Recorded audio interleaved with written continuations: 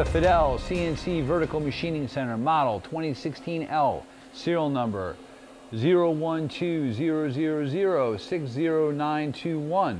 This machine was new in 2000. We're going to run it for you. Machine is a four-axis machine. It has a Fadal 88 multiprocessor control. You have a 29.5 by 16-inch table, as well as the Fadal VH-65 rotary table. You have 20 inches of X, 16 inches of Y, and 28 inches of vertical. Right there, he's running the B-axis table. The machine has a 75 RPM spindle, BT40.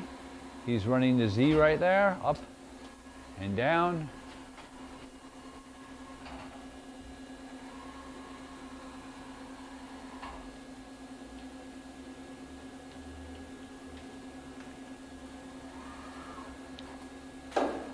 Simulating a tool change, you have an umbrella style tool changer with 20 tools capacity.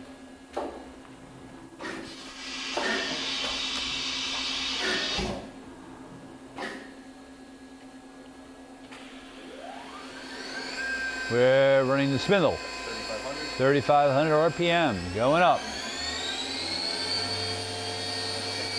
6,000 RPM. Again, it's a 7,500 RPM maximum.